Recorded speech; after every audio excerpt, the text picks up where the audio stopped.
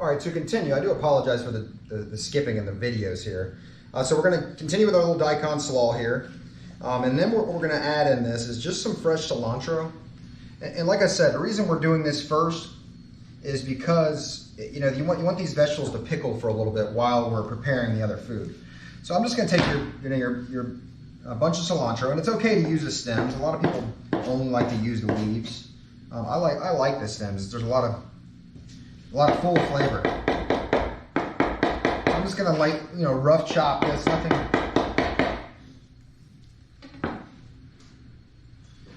All right, and fresh cilantro is gonna go in, and then I will just mix this up with my hand with a glove on here. You'll see this nice freshness, and I can really smell the chili flake and the cilantro and the rice wine vinegar. So we're gonna let this kind of just macerate, if you will, and sit for a little bit while we're preparing the rest of our food here. All right, so the next thing is gonna be, we're just gonna cut some cucumber because that's gonna go on top of the taco as well. Fresh, you probably only need a half cucumber. We'll give you a whole cucumber with the kit. I just cut it in half, and then I'm gonna cut, kind of how you like it, but I like it super thin. So just gonna cut, and this just adds a little freshness and a little crunch to the taco.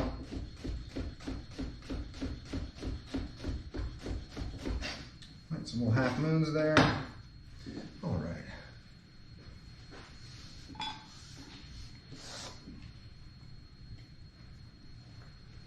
All right, next we're gonna go into the pork belly. So the pork belly, you want to start your pan. I mean, at home I would say just start it in a cool pan. This pork belly has been sous vide and cubed perfectly for you. When you sous vide this, and this will be in the recipe, it's 169 degrees for 36 to 48 hours. So if you have a vacuum machine and if you have an immersion circulator, which is a sous vide machine, you can get this perfect texture of a pork belly here. So. But if you don't, I have plenty of pork belly and I can sell you more. All right, so this is gonna go into a pan. So I've got this pan just on low. And you notice I didn't put any oil, added oil or fat in this because pork belly essentially is, almost pure fat. So while that's rendering,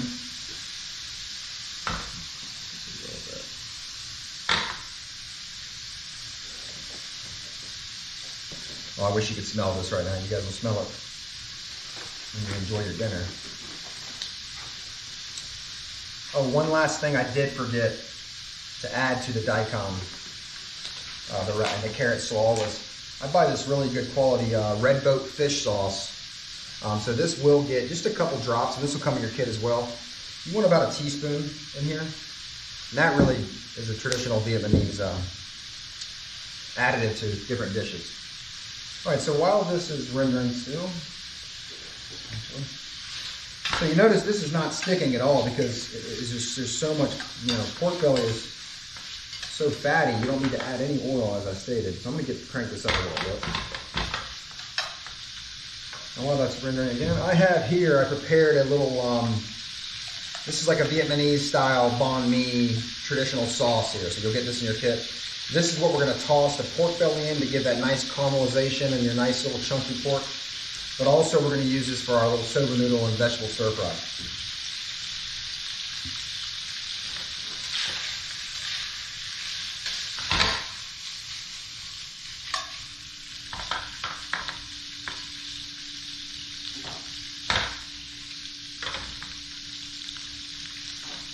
All right, so you really want to get a little caramelization on the pork belly. Essentially all you're doing is warming it because it is fully cooked already. And once you add this sauce, because of all the sugar in the sauce, it's going to caramelize very quickly. And you want to be careful not to burn it because the sugar will burn very quickly. I'm going to add, I would say, 1, 2, 3, I'd say 5 tablespoons of that sauce. 5 teaspoons of that sauce. And this is where you're going to get that nice. So if you ever had a banh mi sandwich, most likely it's the chicken or the veggies are with this little glaze here that I've prepared.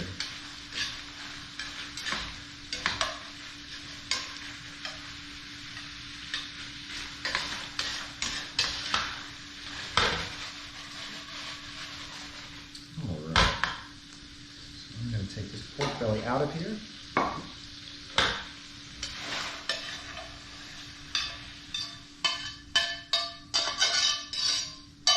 And while that's cooling a little bit, in this same pan, you got all the added fat still. So you want to bring this pan back up to temperature to get the stir-fry veggies going. You're going to get a little bit of fresh garlic in your kit.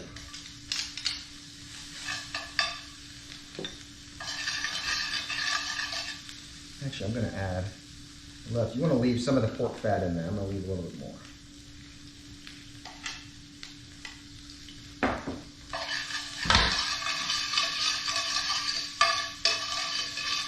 So you're really just going to saute this garlic. You're going to start really smelling the garlic flavor come out.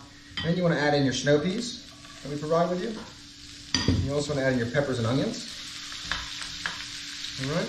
And at this time, it's essential. You really want to season these peppers and onions and garlic and snow peas here with some salt and pepper.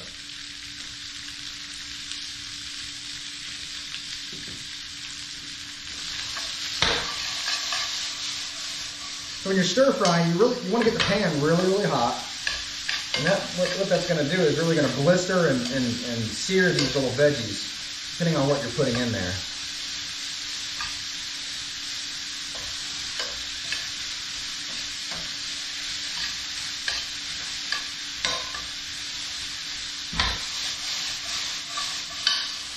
All right. So at this time, these veggies are almost sweated down enough. You're going to use the same sauce. And this is kind of going to act as a stir-fry sauce for this. Now at home, we're going to provide you with the soba noodles, but at home, if you want to have a pot of water to warm these in, or you can slightly microwave them just to get them warm, or you can do them right in the pan is fine. I mean, when we're preparing it in the kitchen, for member dining, we typically have a pot of just boiling water. We get them, re-warm them then.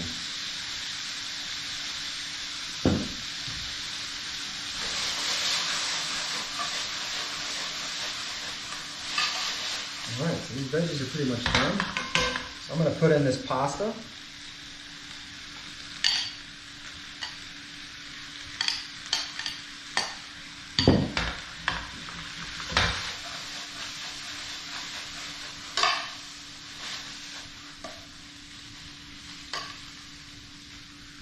I'm going to turn this down a little bit. Now the next step we're going to do is we're going to just warm some corn tortillas. I'll do 2 of them. In your kit you will get 6 for 2 people. You want to have a pan on very low heat, and you want a dry heat. You don't want it too hot. And these are essentially ready to go. Basically all we're doing in a dry pan is just warming them. And that's so they become flexible and they're able to stretch a little bit and they don't tear on you. Typically corn tortillas a lot of times will tear and will, so I would say 10 to 15 seconds on each side in a pretty medium-low heat pan. And you might see, I'll show you in the camera, you might see a little brown on here, and that's perfect. Just, like I said, you're just warming them. I'm gonna turn this stir fry off here. I'm gonna turn these tortillas off, and before I plate up to show you guys, because we're almost finished here, I do provide some scallions in here for a little bit more knife work. And this is really just for garnish, but also to add a little fresh onion flavor. And if you can see here, I'm just cutting it on a slight bias. This will be a little garnish for the tacos. You can also put this in the DAIKON carrot slaw as well.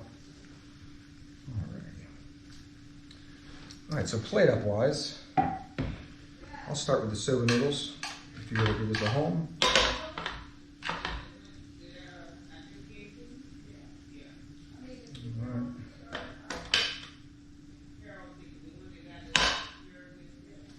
As I stated before, I know we're not cooking with the wine, but that beautiful Pinot Noir will go wonderful with this dish here. So, banh mi tacos, I like a taco open faced, and allow the customer or allow your spouse to eat it. Is that all right? And I want to always start with the pork belly.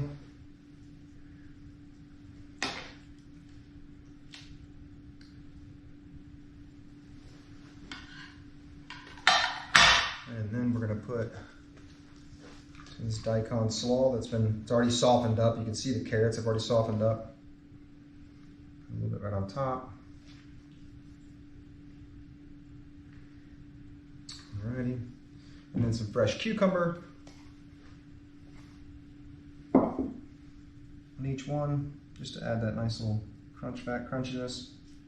And then last but not least, you will be provided with this. This is a red chili aioli.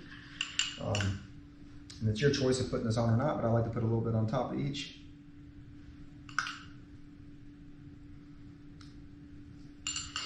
And there you have it. ChefSteps, this is number 2. Pork belly banh mi tacos with a little soba noodle vegetable stir fry. Thank you.